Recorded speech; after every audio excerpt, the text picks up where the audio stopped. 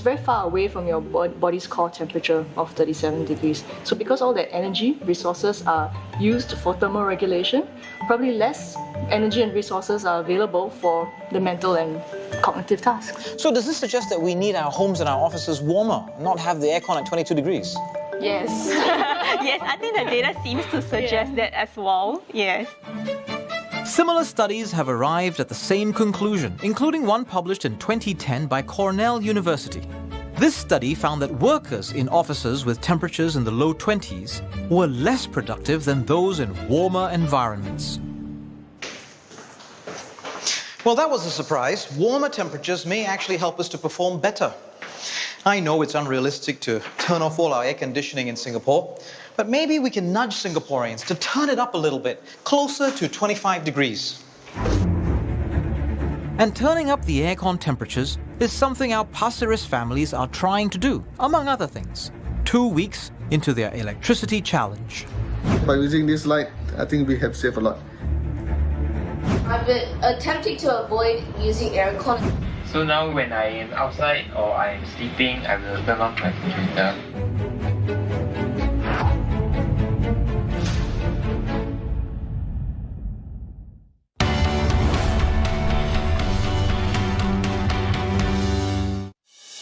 Tonight, 6 more months of wage support for workers in the aviation sector to help them tide over the pandemic. And a scramble to clear stocks of fresh produce after Pasir Panjang wholesale market is shut due to COVID-19. 10 p.m. Singapore, Hong Kong time.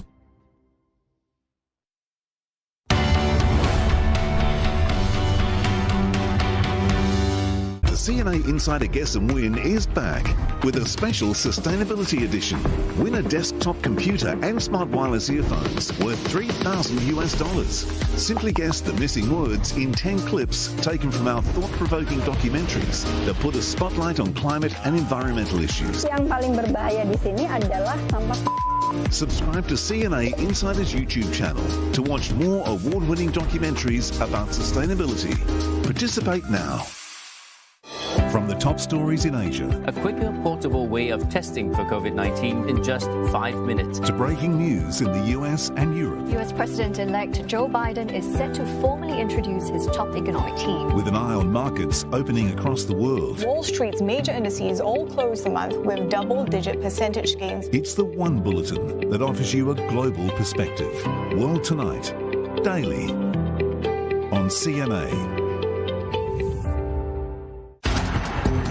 After weeks of intensive language lessons, I'm posing our learners the biggest challenge ever, to put on a play.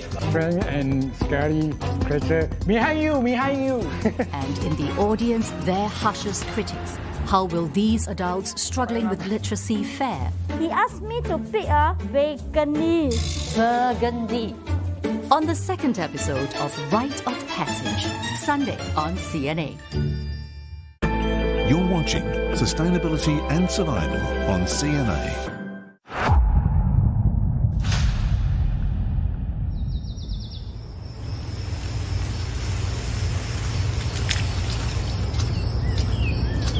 It's a hot, wet, muddy afternoon. I can't think of a better place to be than Pasir Ris Mangrove Park.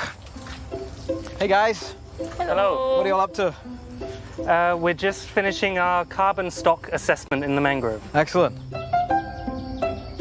As I learn more about clean energy alternatives in Singapore, I've come to realize our options are limited. But perhaps we can approach the problem another way, by removing and capturing the carbon we emit. So Dan, how does the mangrove trap carbon in the soil? So like all plants, they take up carbon dioxide by photosynthesis. That gets stored in all the leaves and all the roots. And then when they die, they all accumulate on the surface of the soil.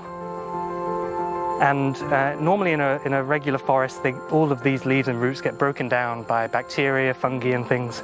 But that doesn't happen in mangroves because the soils are waterlogged. Instead of being broken down, they just get stored and accumulate over thousands of years until we have this kind of superstore of soil carbon. And since the carbon stays in the ground instead of being released into the atmosphere, it does not contribute to global warming. So what does this machine do? It helps us to understand how much carbon is being absorbed by ecosystems such as mangroves, and we can then use that in our calculations of, for example, offsetting our climate change emissions. How much carbon dioxide is in our mangroves? So at the current time, it's about 1.6 million tons of carbon dioxide stored in our mangroves. So that is about equivalent to the annual emissions of 621,000 people. We've lost about 90% of our mangroves in Singapore, but even that remaining percentage is still able to perform this great function. Of course, there's a limit to all nature-based solutions, including mangroves, but mangroves can be one type of solution within a larger kind of toolbox.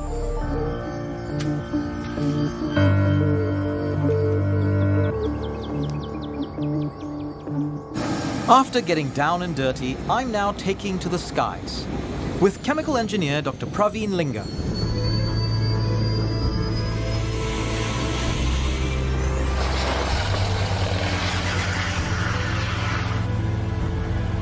From up here, we can really take in one of our most important assets.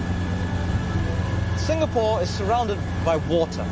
The seas play a key part in our livelihoods, but they also have an important role in the carbon cycle.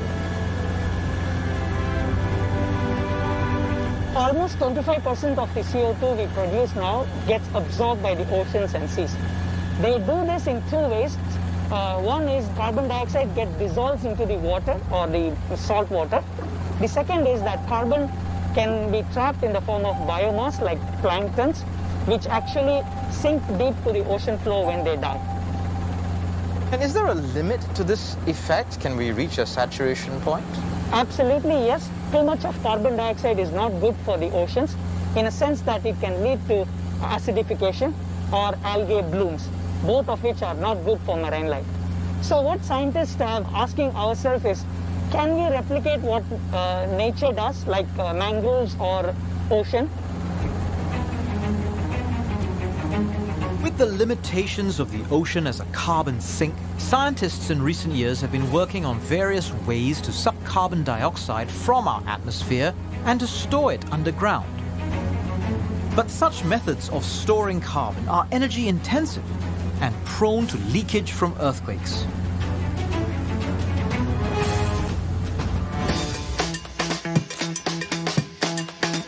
Can you turn that knob? Which is why Praveen is studying a solution that harnesses the unique conditions found in the depths of our oceans. In this reactor, we have simulated high pressure up to 1,000 meters below the seafloor. What Praveen has invented is a chemical catalyst that will convert carbon dioxide into hydrates. These are ice-like crystals. They can trap a lot of CO2 in there. Nature provides us an analogy or an answer or a cue. In nature, methane has been stored in hydrates for millions of years, and it presents itself as a huge energy resource. We are actually taking a similar analogy, and we want to put CO2 in these locations. But for hydrates to form, Praveen requires extremely cold temperatures and high pressure, conditions you'll find naturally on the ocean floor. So his team is recreating those conditions in the lab to study how feasible it is to store carbon dioxide as hydrates deep in the ocean. So this sounds like almost a magic bullet, you know, that we can capture carbon, lock it up in a stable form and put it away at the bottom of the ocean. Is that the right way to understand this? What we do here in the lab is we want to look at ocean as another way of storing CO2. We expect CO2 hydrates to be stable for as long as we want them there. So I would say in 5 to 10 years, we should have a commercial scale viable technology in Singapore, but that is not going to be sufficient to capture all the carbon that we are emitting right now. So I'm doing my part. We wanted to film this episode using only solar power. We were able to do that about 60% of the time. There were many days during our filming period where it was raining or overcast. This challenge with the solar panel and our filming shows us some of the difficulties with clean electricity generation here in Singapore. And until our electrical supply is carbon neutral, the only thing we can do for now is to cut back on our electricity consumption. And in their own way, our passeurist families have tried to make a difference. 1 month ago, they installed an app to help them. Hi guys, hello! Today, they've come back to find out how they did. Welcome back, guys. It's been about a month since you started using Resync's smart home app. So if you remember, what we did is we measured your electricity consumption for the 3 months before, and then we averaged that out. That became your baseline. We then compared using the app what you did to that baseline. So Jayantika, how did they do? So all 3 families did quite well. All of your consumptions actually went down during the last 1 month. So the Wongs, previous to the experiment, your average consumption per month was around 600 kilowatts. It went down to 511 kilowatts, which is about 15% of savings. Well done, guys. Who saved the 15%? It was all you? Okay. What about the Choose? How did they do? Oh, they did spectacularly well as well. Your base consumption was 688 kilowatt hours. It went down to 434. Wow! That's about 36% reduction. Well done. Okay, very good. Corenza, you turned the temperature of the air conditioning up. No, I turned it off. You turned off the air conditioning. Well done. What about Razib and family? Oh, this is amazing. This is fantastic. Razib, before the experiment, your consumption was 685 kilowatt hours. During the last month, it was 312 kilowatt hours. It's like 55% reduction. Yes. You halved your consumption. Yes, we did. We've decided our dining area, so we move it to where there's only one LED light, still bright enough. Everybody just enjoy eating there now. So if you remember, we kept on sending you notifications through the app, but we changed those every week. We started off by telling you how much energy you'd used, and then in the second week, how much money you saved. In the third week, it was about how much you had saved compared to your baseline. And then finally, we told you how much carbon you saved. Which ones worked for you? It's the money info. The money info? Yeah, every morning, that week. Then when I woke up, ting, I save 50% of my, the money spent on the energy. Okay, so the positive encouragement. Yes. The data says the Wongs responded best to week 3, which was the baseline model, while the other families responded best to the carbon footprint. So different types of notifications work differently for different people? That's true. Okay. Yay. Well done, It's not just the residents of Pasir-Ris that have to be mindful of their power use. It's all of us. While we're already investing in game-changing technologies, it's time to do even more, so that we have not just one, but a few options that will work for us and this little island we live in. Till then, it's up to each of us to exercise prudence in the energy we use. So the next time you get your electricity bill, don't just look at the price you paid in terms of dollars and cents, but consider the price in carbon.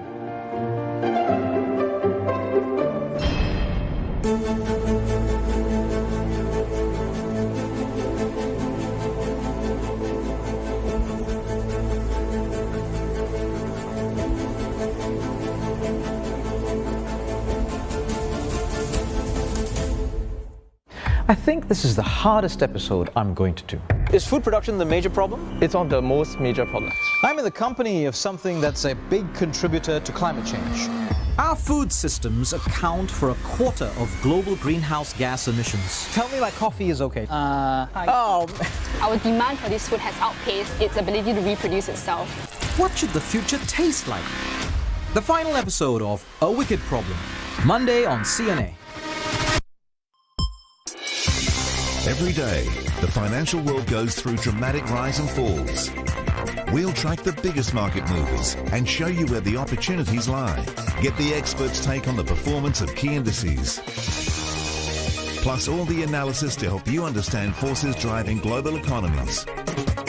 The daily business news you need. Only on CNA. This segment is brought to you by Xeon Corporation. Shoulders back. I did cry, thinking how am I going to support my kids, right? But the harder the challenge, the harder I fight back. I want my friends to learn how to keep themselves and the people around them safe from the virus with a toy There's a lot of isolation facilities being created. I put myself into the shoes of the migrant workers. When you get isolated, how do you feel? There was a lot riding on what we were doing. We all felt this extra sense of urgency to develop something as soon as possible. People got so paranoid about touching shared public surfaces, so I thought of creating a connected touchless button. The main thing about creativity is you just need someone to water it and let it bloom.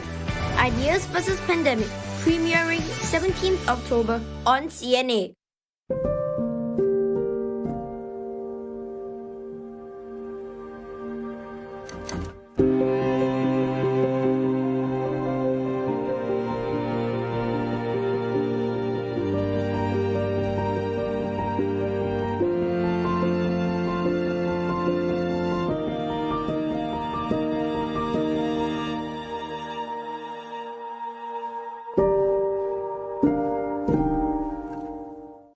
This is Singapore Tonight. Good evening, I'm Steve Lai. Tonight's top stories.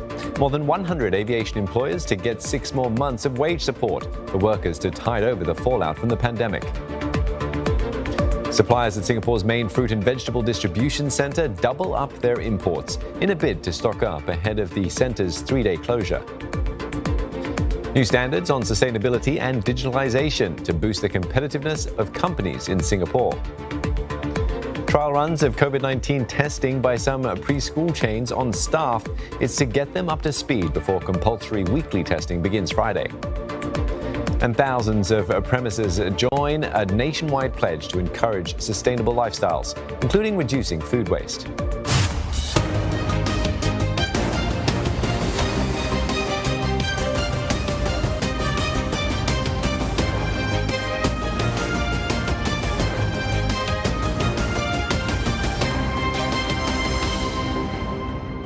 I'm Dawn Tan. Also tonight, Taiwan calls for long-range weapons to deter China. Taipei says Beijing is rapidly developing systems to attack the island. And Thailand to reopen to more vaccinated tourists from November. At the same time, Bangkok is trying to step up a sluggish vaccination rollout. I'm Elizabeth Neo with your Asia Business Update. A real-time payment system between Singapore and Malaysia could be in place by the end of next year. Plus, a crisis on Asia's doorstep. Skyrocketing natural gas prices could throw economic recovery a curveball.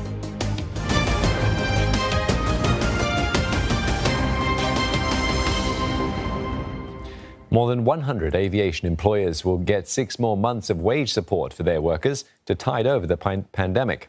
National carrier Singapore Airlines and in-flight catering services provider SATS are among those who will receive the $130 million support. The aviation workforce retention grant was set to expire this month. Brandon Tenoto reports. The extended grant will support 30% of the first $4,600 of gross monthly wages paid to each local employee. This will be valid from October to December. From January to March next year, the grant will be reduced to 10%. Authorities say the grant's aimed at preserving aviation jobs and position the sector for recovery. Industry observers believe the extended support will ease the cash flow of firms at a time when borders remain largely closed. Basically buttresses some of the operating expenses, some of the key costs of major players such as SIA. It provides them with the wherewithal to keep Singaporeans and PRs in employment in this very trying circumstances. Observers add that the move to keep the aviation workforce intact will also help Singapore maintain its air hub status and position as a global business centre. It sends a very strong signal that maintaining the paramount status of Singapore being the major hub of Southeast Asia is very much at the top of the agenda of the authorities and the business community in Singapore. The last thing we want to see is companies having to let go of the workers at the final lap and then having to rehire them, subsequently when global travel resumes, and henceforth it is crucial that we continue to render companies in the aviation industry the necessary support. The Civil Aviation Authority of Singapore says total passenger traffic movements at Changi Airport is at 3.6% of pre-pandemic levels this month. That's a slight improvement from the around 2% of pre-COVID levels recorded at end January. Most of the suppliers at Singapore's main fruit and vegetable distribution centre are doubling up their imports. That's in a bid to stock up ahead of the centre's 3-day closure.